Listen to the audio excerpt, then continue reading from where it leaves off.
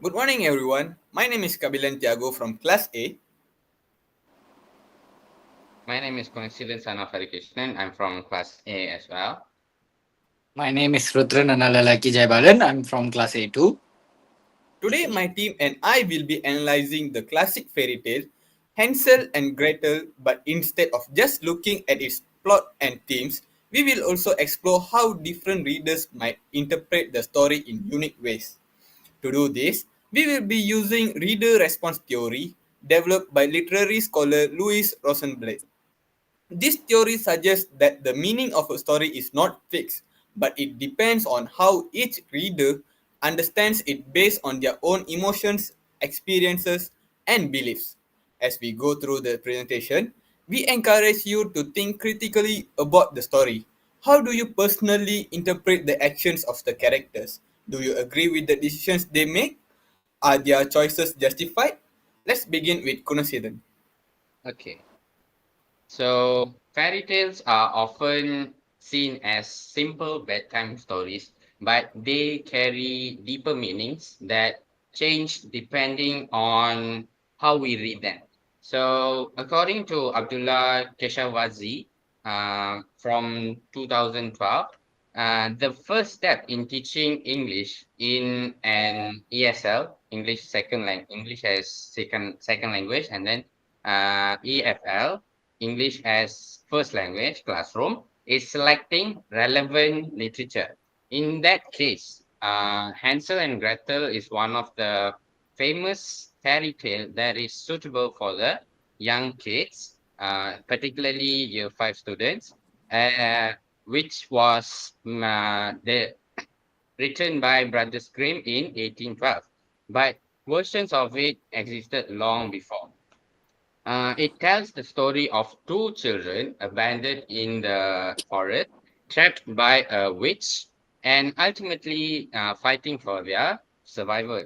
Traditionally, people see this as a tale about intelligence and bravery. But what if we look at it differently? But what if we focus on the morality of the characters' choices? What if we put ourselves in the father's positions? What we have made the same would have we have made the same decisions? So reader response theory helps us ask these questions. It reminds us that there is no single correct interpretation of a story. So every person sees it in their own way, and that is what makes literature so powerful. So in this presentation, we will explore both the traditional and the alternative readings of Ansel and Gretel. So, Okay. Roderick? Thank you, Kunasilan. Before we start analyzing the story, let's take a closer look at reader response theory. This literature theory challenges the idea that a story has only one meaning. Instead, it argues that meaning is created when a reader engages with the text. Think about it. When we read a story, we don't just observe the word, but we react to them. We bring our own emotions, memories, and experiences into the reading process. That means no two people will interpret Hansel and Gretel in exactly the same way. Yeah, I Um, Yeah, for an example, okay, we can imagine a young child reading this story. This might see Hansel and Gretel as brave heroes who overcome danger. But now, imagine an adult reading this story, especially someone who is a parent. This might feel angry at the father of abandoning his children, or they might sympathize with his struggle. Similarly, consider to the moment when Gretel kills the witch, some readers see this as justice, a moment of triumph, but others might question whether it was necessary. Could there have been another way to escape? Was it self defense or even revenge? Well, This theory helps us to understand that literature is not just about the word on the page.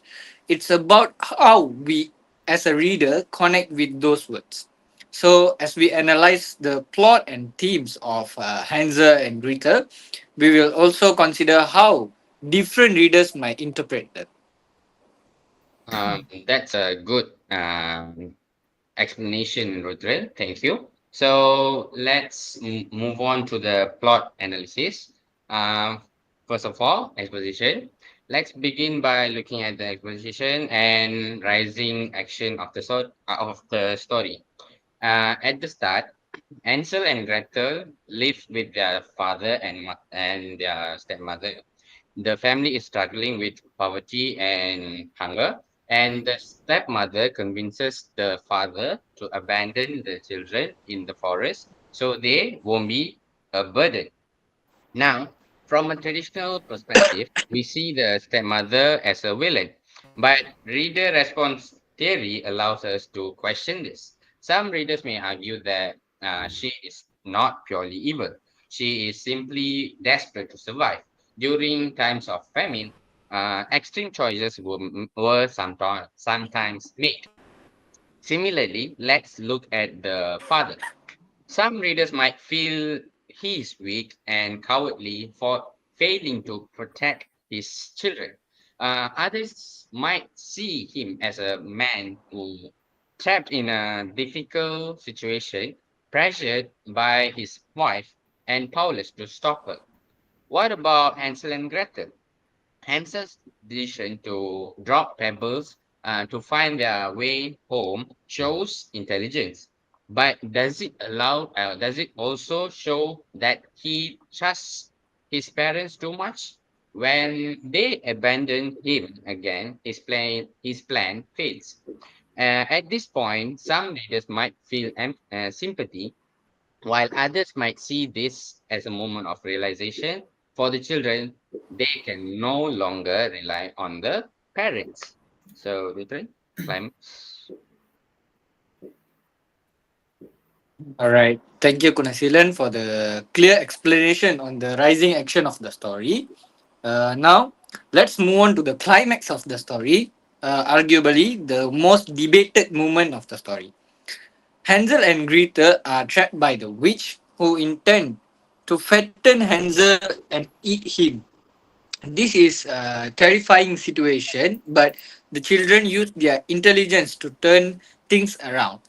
Hansel tricks the witch by holding out a bone instead his finger, making her believe he is still too thin. But when she loses patience, uh, she she orders Gretel to check the oven, planning to cook her first.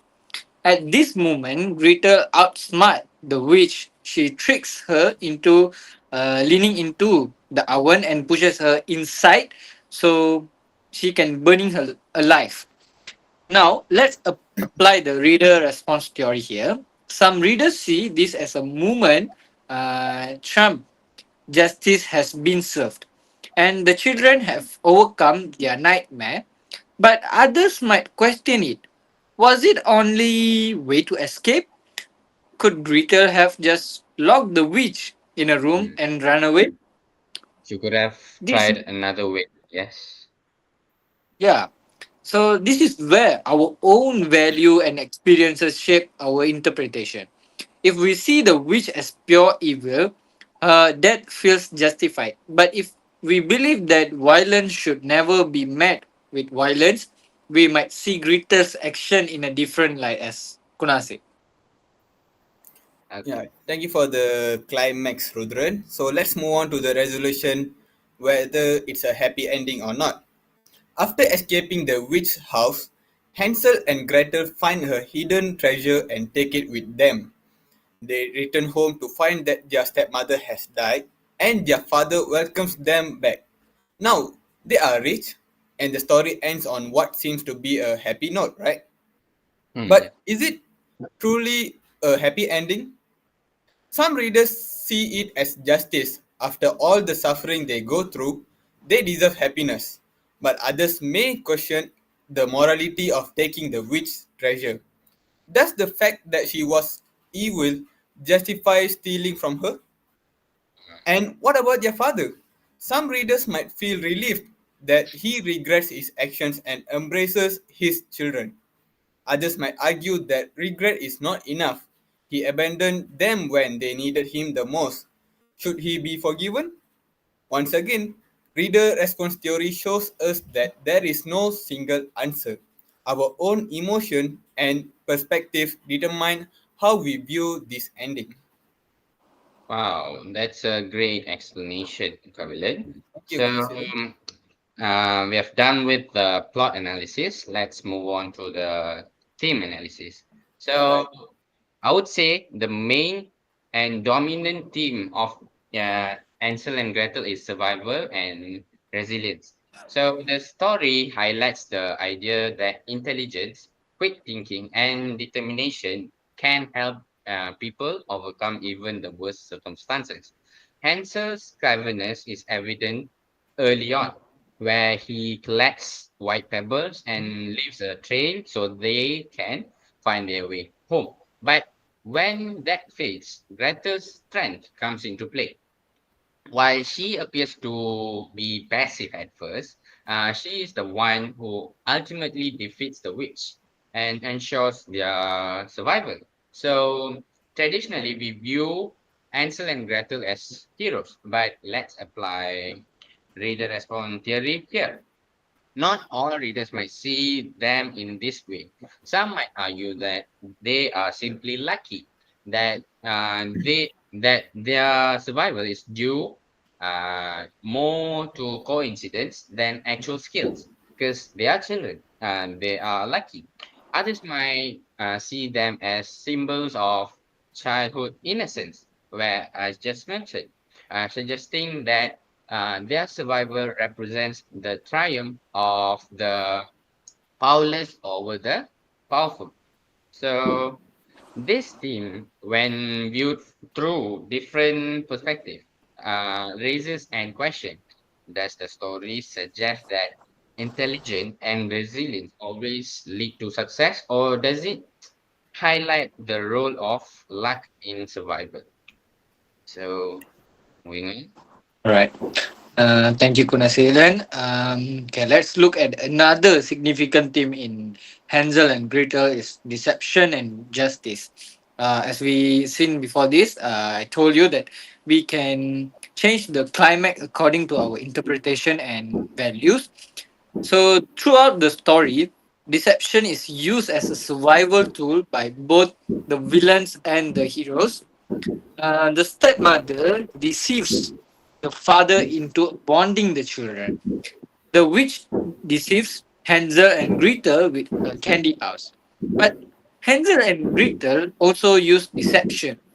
Hansel tricks the witch with the bone, and Gretel tricks her into the oven. Now, through a traditional lens, the witch death is seen as a movement of justice. She tried to harm children, so her fate is well deserved. However, reader response theory allows us to question this. Some readers may see Gretel's action as justified self defense. The witch had no mercy for other children she had captured, so I think she deserved no mercy herself. But other readers might see this as an excessive punishment. Could the children have escaped without killing her?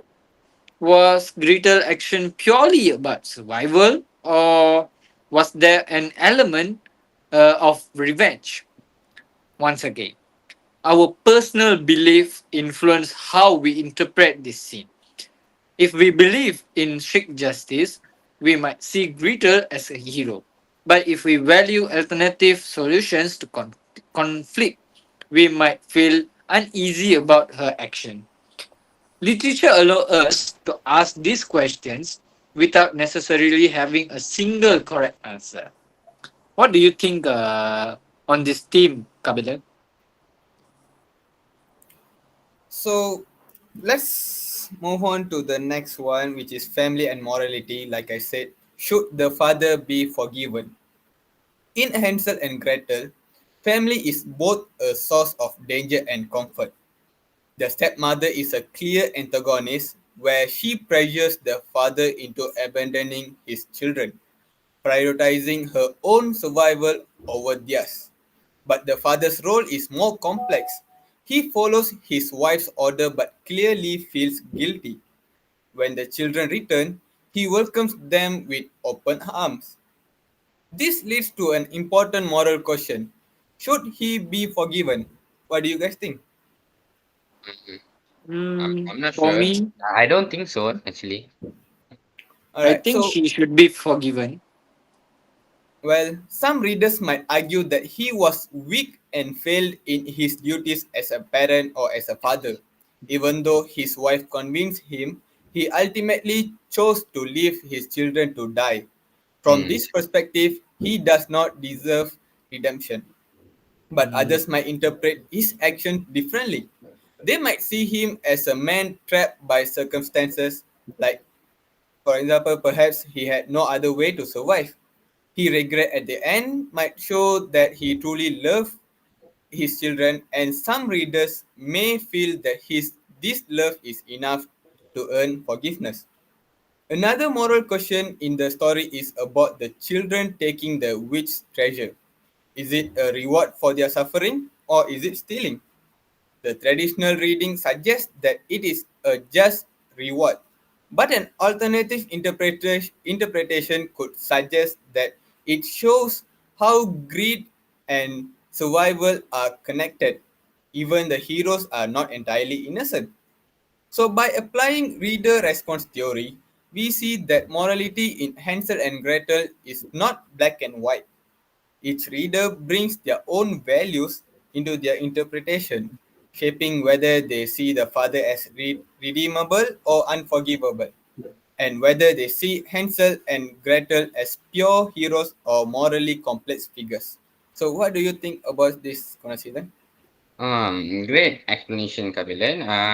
I would say um, reader response theory actually plays a big role because Yeah, people, the theory states that people might interpret differently, and I agree with that. So, with that said, we realize that from the reader response theory, people might interpret differently in a certain way. So, teaching strategy should be implemented in the primary school students classrooms so that they can create an inclusive classroom. So literature is a powerful tool for learning, and Ansel and Gretel encourages critical thinking. So one way teachers should, can enhance engagement is through drama-based activities. By acting out scenes from the story, students can step into the character's shoes and experience their emotions firsthand. For example, a role-playing activity where yeah, students reenact the moment Gretel pushes the witch into the oven can lead to a discussion. Did Gretel have any other options? How would how would they feel in her position? This approach encourages students to explore different perspectives and develop empathy in a nutshell. So, what do you think, Vincent? Do you Yeah, agree? I agree with your points, Kundasilan. Well, I have another effective strategy is creative writing task. Instead of just analyzing the story, students can rewrite parts of it from another character's perspective, as I telling you guys from the beginning. What if the father narrated his struggles and guilt? What if the witch told her side of the story? By doing this, students actively engage with the text and develop their own interpretation, reinforcing the key idea of reader response theory that meaning is shaped by the reader's personal experiences and emotions. How about you, Kabila? So I also want to give a strategy which is class debates. So if you guys see, class debates are an excellent way to spark discussion about the moral dilemmas in Hansel and Gretel. For example, students can debate whether the father deserves forgiveness or whether Gretel's action against the witch were justified. These debates help students articulate their thoughts, challenge different viewpoints, and critically evaluate the themes of justice, morality, and survival in the story. Through these strategies, literature becomes more than just words on a page. It becomes an interactive and thought provoking experience. Good points. So I think we have come to the end of the presentation. So Yeah, as we've seen throughout this presentation, Hansel and Gretel is not just a simple fairy tale. So through reader response theory, we understand that every reader sees the story differently. So some might focus on the themes of intelligence and survival, while others might question the morality of the characters' actions. So, what we take away from the story depends on our own beliefs and experiences. For me, this tale is ultimately about resilience. Ansel and Gretel prove that even in the darkest times, quick thinking and bravery can lead to survival. What about you, Rutrin? That's a really great point, Gunasilan. But I see it slightly differently. To Okay. me, Hansel and Gretel is a story that challenges our ideas of justice. When we look at it closely, we realize that the line between hero and villain is not always clear. The witch, the stepmother, and even the father all make choices that, depending on the reader's perspective, can be seen as either cruel or desperate.